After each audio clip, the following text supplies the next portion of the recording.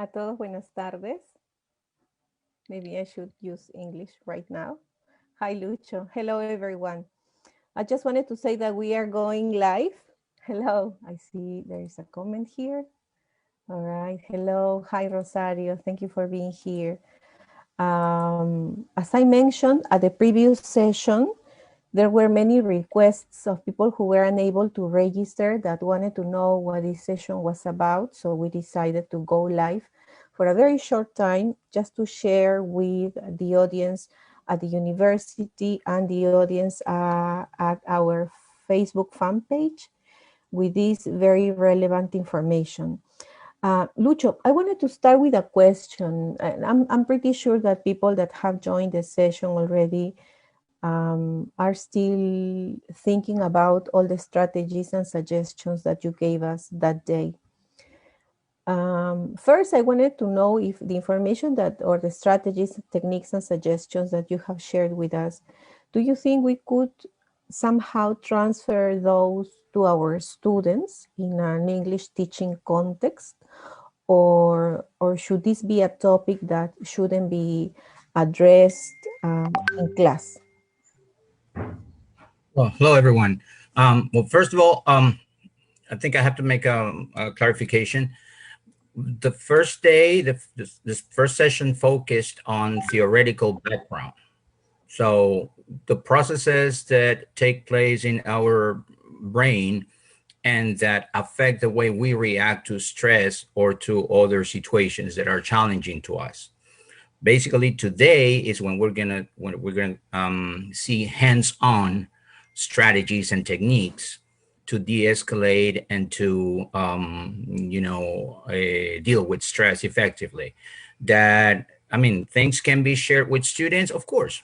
I actually mentioned the other day that knowledge is power, and I think I mentioned also that the better we address this type of concerns holistically with our students, the more comfortable the environment, the teaching environment and the learning environment is going to be for all of us, for the teacher and definitely for the students. And the outcome, of course, is going to be more successful learning. So definitely, I wouldn't definitely go deep into the theoretical background, but as you're going to see today, there's a lot of easy hands-on techniques that you can actually teach the kids. You can replicate in the classroom.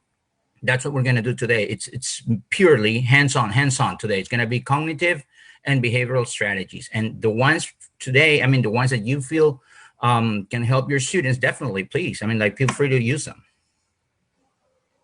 All right. There were so many things I wanted to ask you, and I really don't want to take much of your time. I should have started introducing you to this larger audience that we have through social networks. Give us the possibility to reach people and to reach places that otherwise would be so difficult to get to. On Tuesday, we started talking about emotional balance and how teachers could get to it in the conditions that we are living these days, right? That are very challenging, and that have, because they have lasted already for so long, have already had an impact on our personal and professional lives. As you said that day, we are doing at home many different things. One of them is continue working, right? Well, the abstract sums it all very nicely. I would like also to start thanking people that are already here through the Zoom platform, because I'm pretty sure they are ready to go hands-on, as you said that day. The other thing that, because I don't want to overwhelm you with questions. No, but if you allow me to say one more thing, is that when you asked me to deliver this topic, I thought, like, people can actually get coping or calming or relaxation strategies anywhere. But the point is that when I thought about it, it's, do people know why they're doing this? Why do we need to do this? I mean, how is it that our body benefits from it?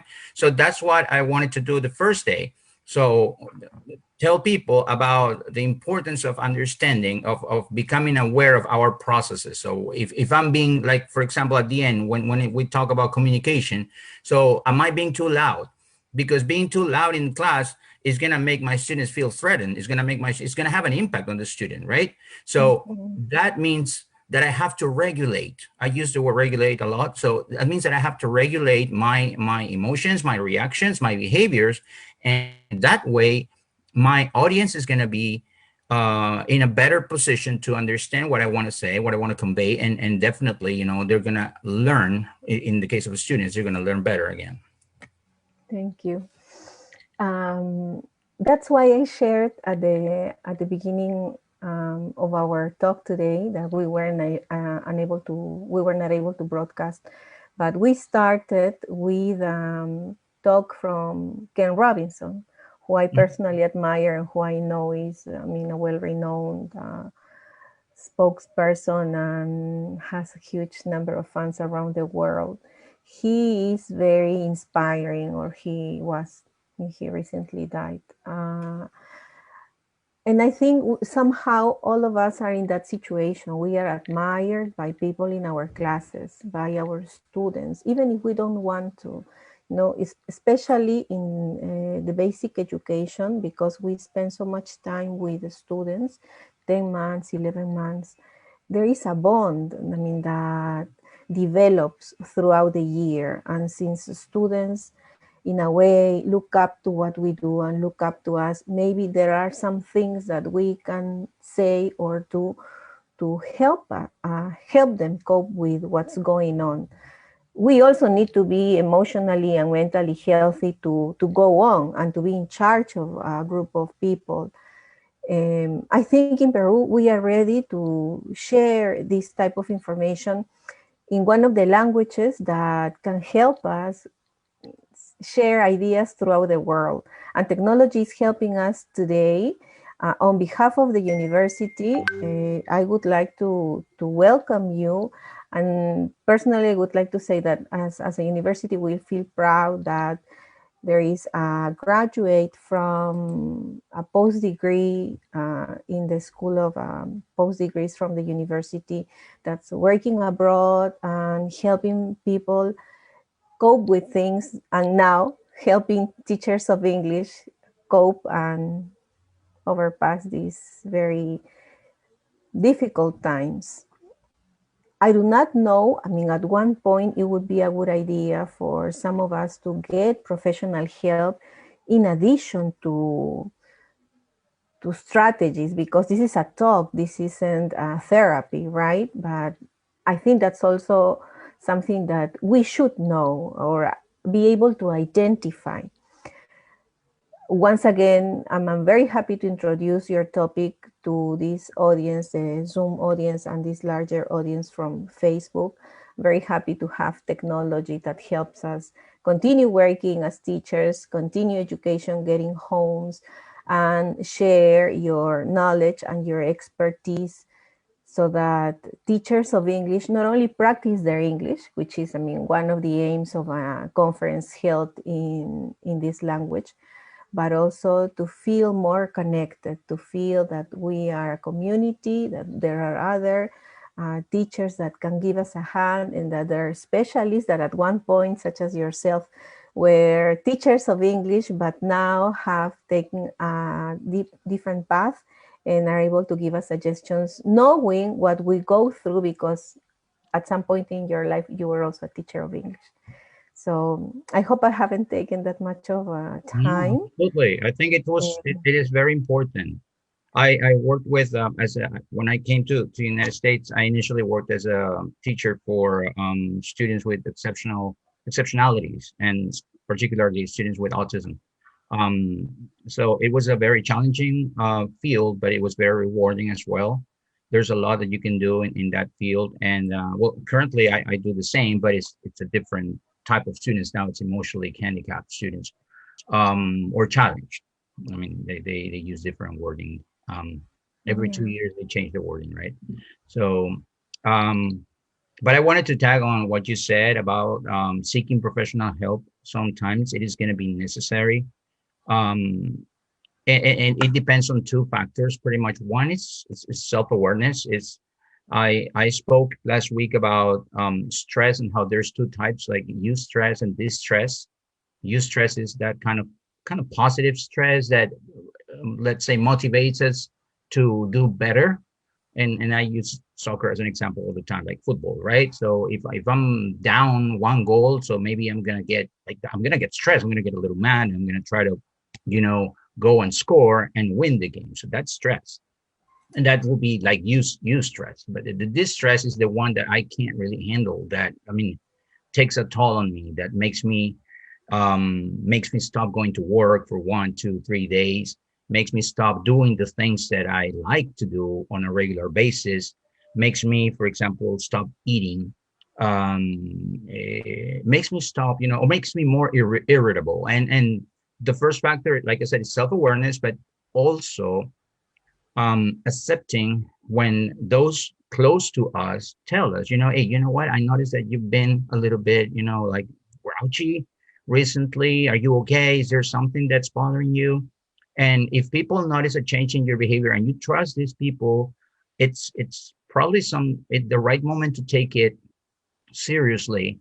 And if, like I said, if that, in addition to the fact that you're not sleeping well, or you lost your appetite, or you simply don't want to work, or don't want to go to work, or stop going to work, or let's say if you usually see something on Netflix every week, but then all of a sudden you lose interest, those are warning signs, I would say, or red flags, that we might be dealing with stress that's beyond our individual capabilities, our individual natural capabilities to deal with it, and we might need some professional help.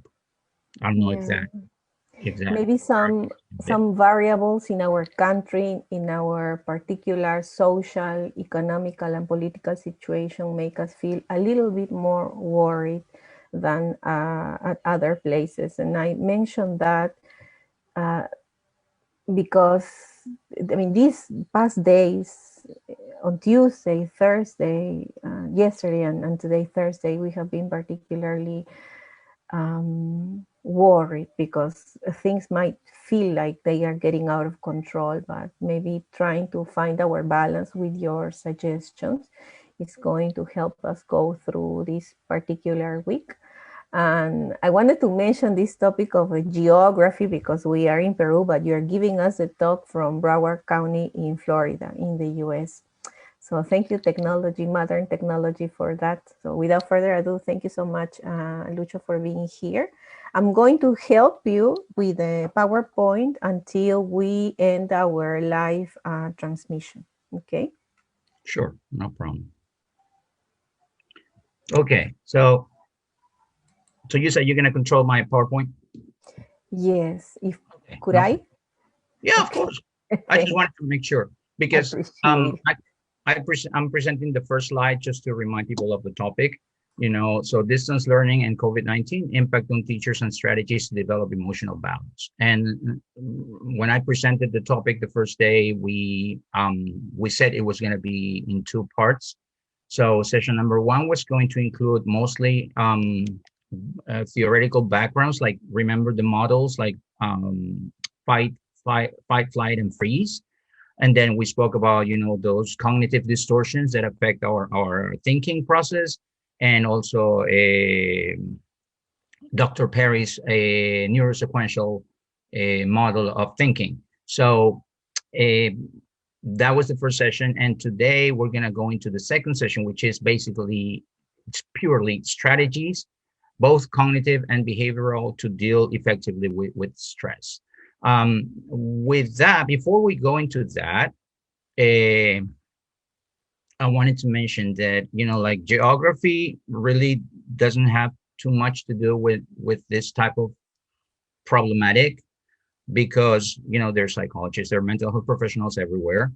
And if you remember, maybe you didn't see the news as closely as I did, but I mean, this past months here in the United States were really, really, really um, concerning. They were really scary. There were people like walking out, not in Florida, but in some states, walking out with actual guns, like militia. And you probably saw the tip of the iceberg on the news. in Peru, but you didn't see the whole thing. And it was really like very tense for everybody. Plus, the fact that we're living in a society that's likes to feel free, in the sense that, okay, nobody's going to tell me if I put on a mask, and sometimes I go and I have to go back to my car because nobody's wearing a mask. So it can be very stressful anywhere in those so-called developed countries too. So um, don't feel that you're the only ones like that are dealing with a situation like this. It's very, very scary, like everywhere. So with Appreciate the that, comment. Yeah, I mean, I think that's true. I mean, we don't know everybody's reality and everybody's geographic reality. yeah, and like I said, you just saw a tip, in the news in Peru. I mean, well, I try not to see much either, because that's one of the recommendations I'm going to make at the end. But definitely, like stress and scary situations were here. We're like every day. We're an everyday thing for a few months, for the last few months. It seems like it's the political part has settled down. Now they're working on, like the pandemic. So if you can go down all the way, all the way, all the way, all the way, I'll tell you where. I wrote a brief Sure. summary. Keep going, please. Keep going, please. Right there. Hold on. Session two. Session two. But can you go one slide up? Slide 46, please. It should be there. And Yes. yeah. Okay. So this is to review session one. Okay. And I started session one with this phrase: don't believe everything you think. And as we saw through the different models that I presented that day, we saw that uh, like in point number three, events, challenging events, frustration, or stressful events, like the ones we are all experiencing right now, they cause an emotional impact. But our thoughts may add more emotionality to our responses. So some of the stress, or most of the stress, let's say, we can have 60% from the outside sources, but in some cases, another 50% can be added by the person himself or herself. So that is what I wanted to focus on during the first session, that we need to try to be aware and understand what's happening when in the ways we're dealing with some situations. I forgot to bring it. I have a small device in my car. I mean, most cars have it. Um, the computer, right? Um, these days, cars have computers, and they have some sort of device that you connect, and it immediately gives you a diagnosis, or it tells you. Sometimes you use an app on the phone, and it tells you, okay, this part of the car is not functioning well. This sensor needs to be checked immediately. So in the same way, I mean, we're not machines. Definitely, our functioning is much more complex. We couldn't do that like so easily, but that would be something similar. That would be my goal for us, and for me, or for everybody, to learn to recognize: how am I functioning? How am I working? How am I dealing with a situation? Just like in the same way that that machine, that little gadget, tells me, okay, this part of the car is working wrong. So you can probably identify, okay, this thinking process is a little bit faulty. It's not really making sense. So I need to change it. And with that, a lot of things will be, I'm not gonna say totally resolved, but it's gonna be a big step into resolving the main issue. Um, so the first point said, what does the COVID-19 pandemic represent to each one of us? Remember that most of you had positive ideas, like it's an opportunity for learning, it's an opportunity to learn to deal with challenges. But some people might probably feel that the COVID-19 pandemic is, punishment from heaven, or it is a catastrophe, it's Armageddon, it's the end of the world. So stuff like that. And definitely those words add more stress, add more emotional component. And we said that the COVID-19 pandemic was a stressful event, a stress-provoking event, just like any other stressor that we might experience in life, but bigger, definitely, right? So much bigger. So because it affects the whole world. But it is a stressor. If we have to define it, it is a stressful event. Now, um, then we started with the fight, flight, and freeze model, which included, the way in which humans started to know about stress and started to react about stress. And we said that at the beginning, everything was related to stress that was dangerous. There was a risk of harm, and when that happened, the only options that the body in which the body reacted were very primitive, very basic, and they were mostly reflexes: fight, flight, and or freeze, right? In order to protect themselves from getting hurt or even dying. Later, there were different kinds of stress, now not harmful in any way, but at some point, the brain could misinterpret those events and determine in a faulty way that they have certain level of risk of harm, and then something that we should be able to deal with, maybe talking to someone, or maybe writing about it, or maybe I don't know, sharing an experience with somebody else, turns into a escaping mechanism just because of a misinterpretation. And we also discussed that there's an upper brain and a lower brain. Each one of them controls different functions, but typically we capture all the stimuli from the outside, from the environment, through the lower brain, and then it goes quickly. Like, we cannot really see this process, but it goes quickly to the upper brain, and there is where it's determined. Like, okay, what do we do now? The processing actually occurs in the upper brain, but sometimes all of the information stays and gets stuck in the lower brain, and therefore the response to it is going to be also, like, basic. It's not going to be a recent response. Then we talked about cognitive distortions, which is some learned patterns of thinking that people have, or some people have, like mind reading. People tend to, I don't know, like, produce thoughts about what people might be thinking, or what somebody intends to do. Um, some people might think it's paranoia, but no, paranoia would be probably like the uh, the end level of this, right? And it doesn't necessarily mean that if you have some mind reading thoughts, sometimes you're going to become a paranoid person. No, that doesn't mean that. But I would, in trying to compare, then overgeneralizing, that sometimes people that use the word everybody, some students, for example, that I work with, sometimes they say everybody, or I'm sorry, the word nobody likes me. Nobody likes you. What do you mean nobody likes you? Nobody means nobody. Well, okay, how many people in your class don't like you? All right, well, it's so and so, so and so. Okay, Peter, Jamie, and Tina. Okay, so how many are those? 3? Okay, and how many kids are in your class? 17. Okay, so is that nobody? No. All right, so that's actually their typical reaction when you make them, realize that they're exaggerating, overgeneralizing. And then catastrophizing, which is basically taking some out of proportions, like something that's very minimal, to like a nuclear level.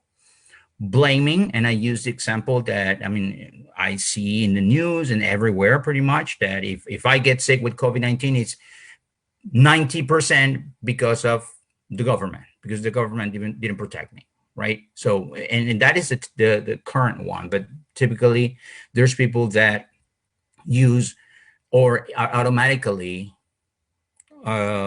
produce this type of thinking. Then the neurosequential model with Dr. Perry, it has several pieces, that were important, like the patterns of stress and the neurotypical regulation, like how we, as we grow up in different types of stressful situations, we learn to be more regulated or not. And I also mentioned that the fact that we grow up in a, let's say, in a dysregulated or dysfunctional environment doesn't mean that I'm condemned or I'm sentenced to live forever in dysfunctional settings. If my growing up setting was not functional, I can change it when I become, the head of the household, or like when I have my family, or if I have a group of friends, and I decide to do that. Um, then also the other component, the internal state dependence, calm, alert, alarm, fear, panic. And we said that depending on how your internal state is or is feeling, you might have certain levels of cognition. Your cognition might be impacted by it as well. Prolonged stress activation and fatigue.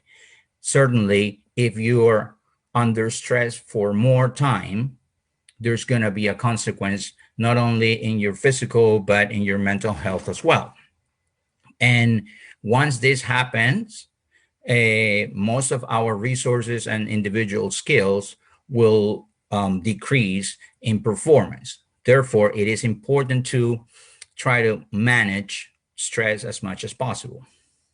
And then emotional contagion, that creates the power differential and the relationships, like when we talk to a student and we make them feel, okay, I'm your teacher, so you have to listen to me. So we intimidate others, we make them feel threatened, and then students are going to have, of course, a negative emotional reaction, and they're not going to be able to think properly, reason. Therefore, they're not going to be learning properly.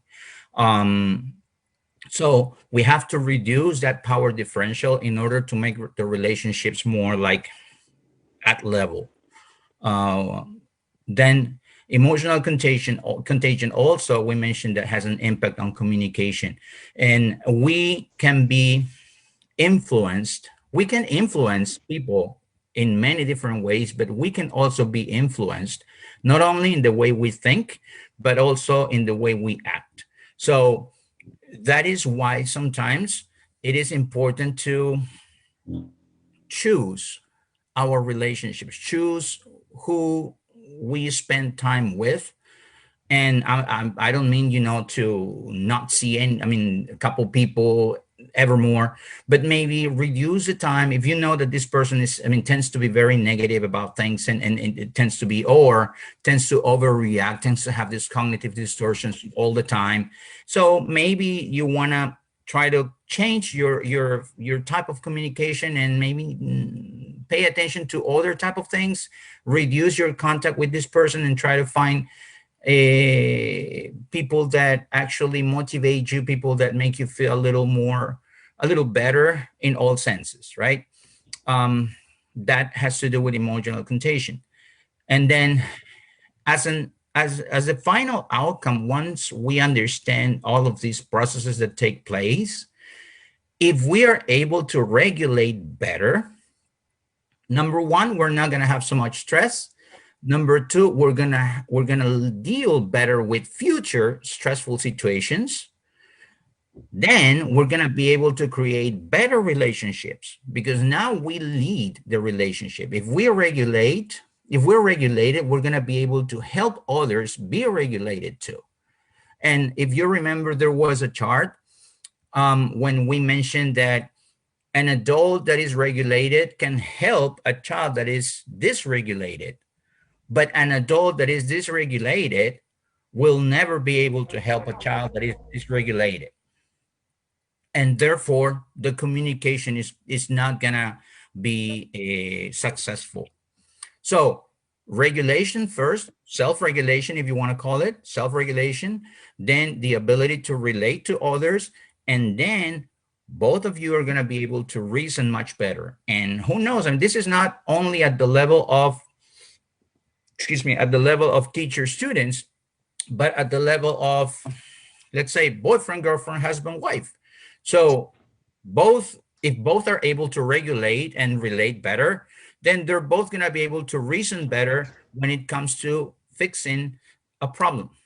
Our problem solving skills are going to be much keener, as well as our ability to process information in abstract manners. So that was the review of session 1. And I hope this is like to me, it is important for people to understand how the how our body functions, how the brain functions when something happens to us. Important to understand that in many cases we can be the ones that add more unnecessary stress or an emotionality just because of the way we think about certain things. Now, negative thinking, we call it negative thinking, right? Happens automatically, especially if you have learned to think in a particular way. It might be difficult to see when these automatic negative thoughts take place. But if you're able to take a moment, like, and think about what your interpretation of the situation is, and give it a little more objective or factual references, certainly you're going to be able to see it clearer, and then more options to. Siempre se lleva a su sitio, no me dejes sacar las cosas.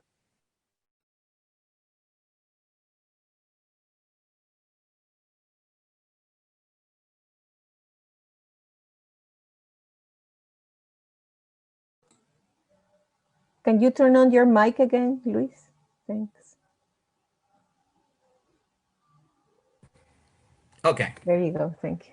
All right. So I said that this second session was going to be a little was going to be more hands-on, and definitely hands-on. It's going to be just purely techniques. Now that we know that it's important to be aware, it's important to try to be, conscious of our processes, conscious of what's happening to us. And sometimes we're going to need help from others. There's nothing wrong if somebody comes to us and says, hey, you know what, this is happening, it's something going on, and you have to acknowledge that you're human, that you might be dealing with some situation that's making you change. There's nothing wrong with that. We're human. I don't remember the name of the one that was presented. I just forgot. The one that was presenting before, he said life is not linear, and he's absolutely right. Or probably it was in the past. Well, like for our grandparents or our parents, it was linear. There was like 2 or 3 options for every person. Like once you were out of school, there was probably 1, 2, 3 options to deal with. These days, there's tons of options, and it all depends on your talents, but it also depends on they speak about emotional intelligence. And that's why it is important to be aware of everything that's happening with us. So session 2, next slide, please, Miss Monica. Ms. Monica? Yes. Should I move forward? Slide 48, yes. Can you go on to slide 48? There you go.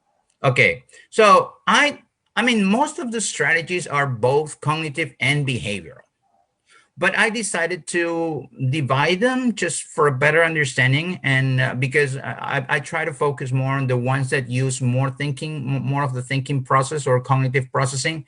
And then I also categorize a few that are more doing things, but both have to do with cognitive processing and behavioral processing. So if you can move on to the first one, 249, please, forward.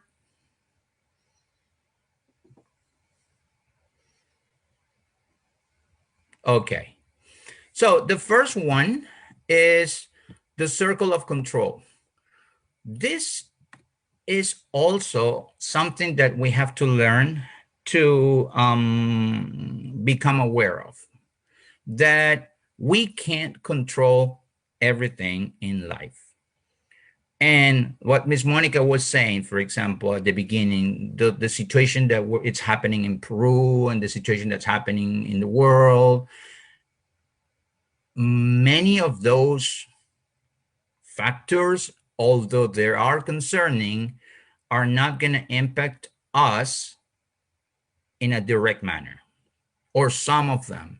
So I'm not going to say all or many, I'm going to say some of them. But if we put them all together, if we worry about all of them together as if we could control them, as if we could do something about it, definitely the levels of stress are going to go ballistic. So it's important to know and acknowledge that there are some things that I cannot control. And this circle has three levels. One that is very close about the small one, the center one, includes the things that I can control. My thoughts, my words, my actions, my behavior. Okay, see what I'm saying? My thoughts. Okay, so if one thought is kind of like unrealistic or irrational, I can turn it around. My words, my actions, my behavior, my reactions. If I control my thoughts and then my words, I can control my reactions, my decisions, my choices, my attitude towards something. Maybe I don't like a class because the teacher is a little, but okay, it has some good information. So I'm gonna put that negative attitude away, and I'm gonna go sit down and try to be positive about it. I'm try to take notes and learn about the class as much as I can. The mindset, my mood, well, sometimes it's hard, but it depends on the outside. My work ethic. So if I want to be an ethical and professional person, I can control that. The second circle is more things that in the middle. Some of it I can control, some of it I cannot, like other people's thoughts and other people's actions. Maybe I can react, I can convince people, okay, and I can make them, like change their mind about a mistake they're making. Hey, you know what, I think this is wrong. And then they can probably say, oh, you were right. So sometimes, but in most cases, I would say I would go for a no. It's included here, but I would go for, in most cases, we can't control what other people do. My commitments I can control, but unless there is something, like today, there was imagine if there had been, a situation and we had to cancel. Fortunately, it didn't, but I was committed to it and I was here. Who follows me on social media, that I can control because I can block people that are not adding to me. My reputation, whether I get promoted, if I put a lot of effort, although it depends also on the boss's perspective, how much my partner loves me. Okay, so you see how it's in between things that I can do things about it, but I can't really change it much. So if that makes sense. Circle number one is full control. Circle number two is I can do something about it, but not necessarily guaranteed control. And circle number three is things that I cannot control. So if public transportation comes on time, okay, your past decision, choices, or behaviors, there's nothing to do about the past, okay? Just learning from it and not do it again. But the past is the past. You can't go back and change whatever happened. The weather, people complain about, oh my god, this weather, and seriously, some people really get so intense when the weather affects them, like if it's too hot, or here, for example, there's a lot of rain. World peace, we know that there's a lot of armed conflicts in many parts of the world, and unfortunately it would be nice to be able to do something about it, but we can't. Sports match, especially if we're not playing that match, I mean, there's nothing we can do, just watch, right? The outcome of most court cases, there's a judge for it. And as you can see, you can take your time to take a look at this. And then the first activity we're going to do today is, if you can move on to the next slide, Miss Monica, forward, please. 50, slide 50. This is a blank, a two-level circle of control that I want you to take a couple minutes. We can use a couple minutes to write maybe 2 or 3 things. The idea is that you get a grasp of what it means. So on a piece of paper, draw a small circle and then a bigger circle around. And in the first one, write the things that you can control.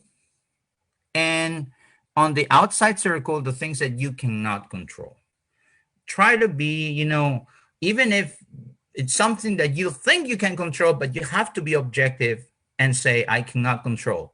It is important to be realistic about that. So 2 minutes, and then we can start sharing what our answers are. Okay, thanks. You too, Miss Monica.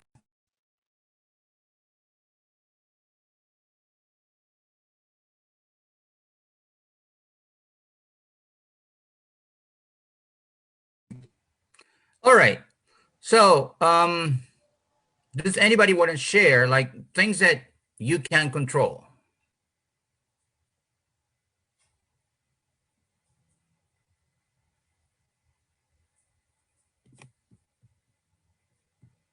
Or you can use the chat and I will read. You can type it. My attitude, my words, my mood. Very good. All right. So, does anybody want to share like things that you can? I like to watch myself sometimes.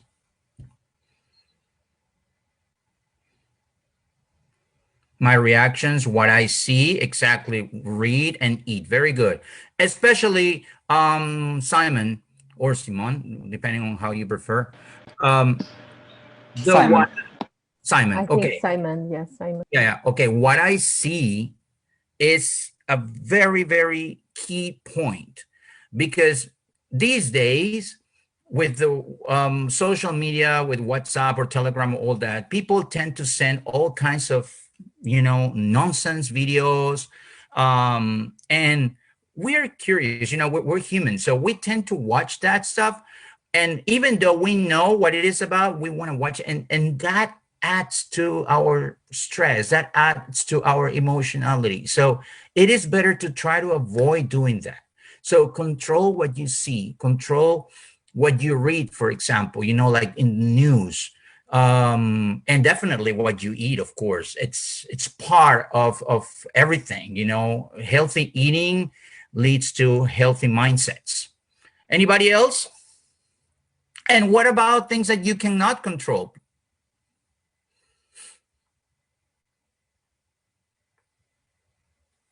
Sagacious decisions,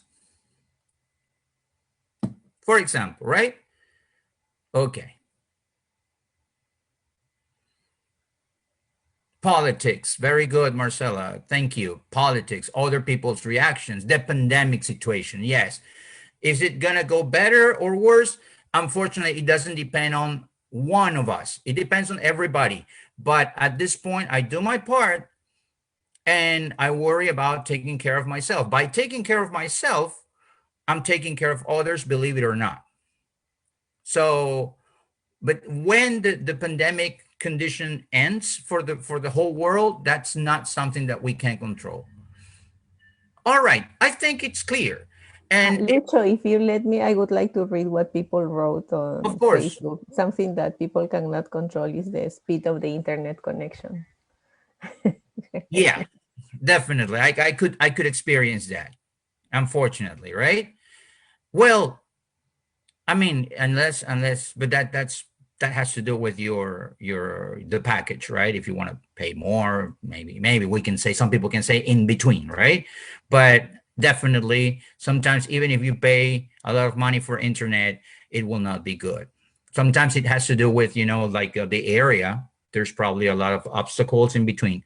Okay, so you were asking me if you can share this activity with students. Can you? What do you think? Can this be done with students?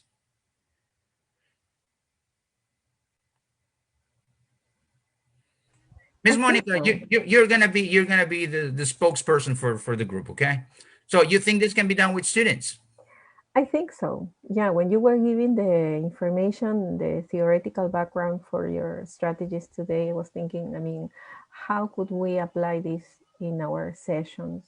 Because one thing that happens in English is that we don't have a teacher talking the whole time. It's not like a lecture type Correct. of a scenario, right? Educational scenario.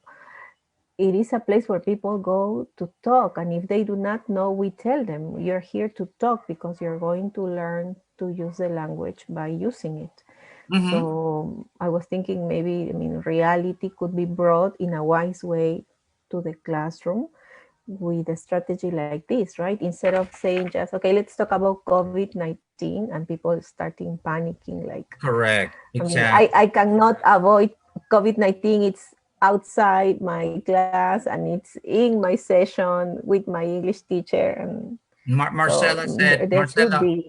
Marcela added that it's possible and necessary with university students. I agree, you know. And the thing is that all of these techniques you can customize, you can redo based on how creative you can be. So you can create a circle of control just to focus on pandemic, to focus on COVID-19 issues. You can do a circle of control about Alianza Lima, for example. So what are things that I can control? What are things that I cannot control? I'm just throwing ideas, you know, nobody can control those guys. So anyways, they're bad. I'm sorry. So, okay, this was the first strategy. Next one.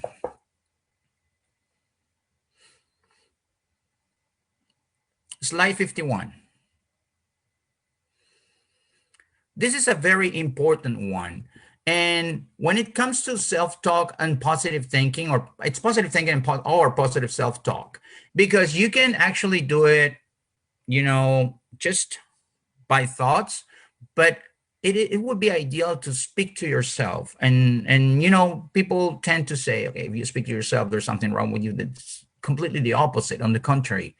And most of the time, we want to reframe the negative thoughts that we had, as I was mentioning before. We want to reframe them into positive thoughts. So you talk to yourself and you encourage yourself, you motivate yourself to do better at times if something is not going well. Ideas. If I focus on what I'm doing here and now, I can reduce my anxiety, for example, or I can reduce my stress. This is not an emergency.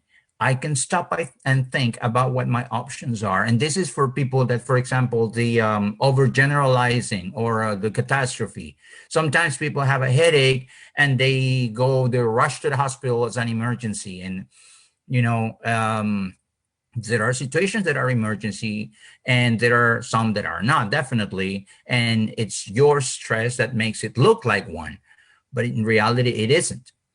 And then another thing that you can tell yourselves is feeling stressed is normal. It tells me that I need to slow down and relax.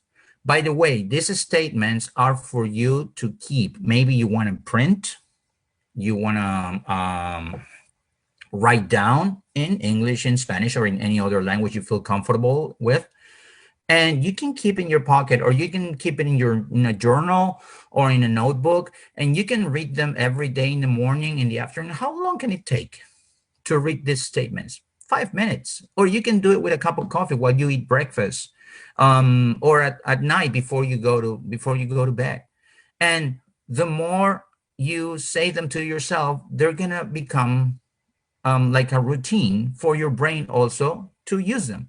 Things are not as bad as my thoughts make me feel. These are only thoughts. It is not what is really happening. Especially, you know, like people with panic attacks or people with anxiety attacks, you know, sometimes they feel like something bad is going to happen. Oh my God, I'm going to have a heart attack. But that's what you think is happening. But is it really? We don't know, or you don't know. Like I said yesterday, sometimes even gas can produce some pain in the area of the chest. I'm not saying not to pay attention to it though, but not to jump to the conclusion that it is a heart attack. If I'm worried about it, go to the doctor or go to, you know, a medical, a hospital, and then have them check you up and see what's actually the problem. But do not jump to conclusions if you don't really know what's going on. Every time I reduce these negative feelings, I learn to face with the C and this self-correction thing. I learn to face my fears better. The next slide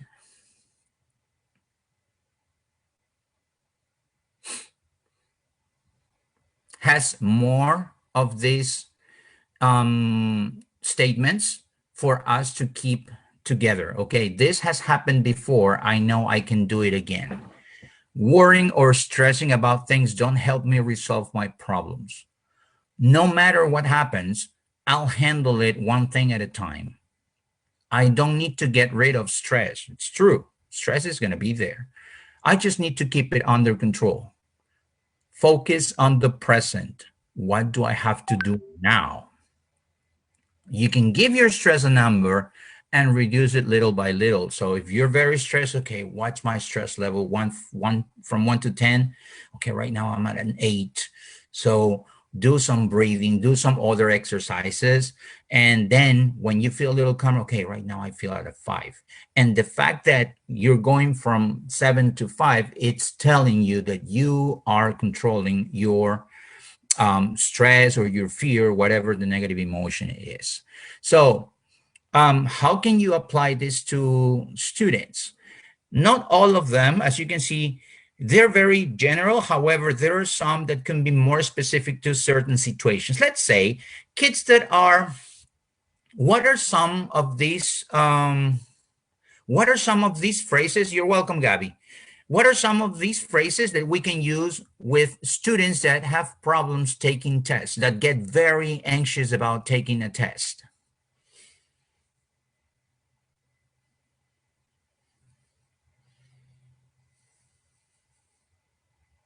That's a good one. Another? I used to do that when I used to teach English. I remember. Yeah. If there is a comment, there are some on the chat here, and if there are any on Facebook, I'll let you know. Okay, but like I would like to know, like as a part of the practice, the hands-on right now, which one you can give your students. I'm sorry, you can give your students one scenario, and you tell them pick 1 or 2 statements that you could use for that particular situation, for that particular scenario. So right now, the scenario that I'm giving you is, I have a student that panics when he has to take a test. And I know this student is very good. He speaks very well. He participates, but when it comes to tests, he gets really nervous and his score is usually low or lower than he can actually get. How can I help him? Or what statement do you think he could use to help himself with that problem? Let me see in the chat. Hi, Monica. Hi, Gabby. Okay. Which of these statements can be used for that situation?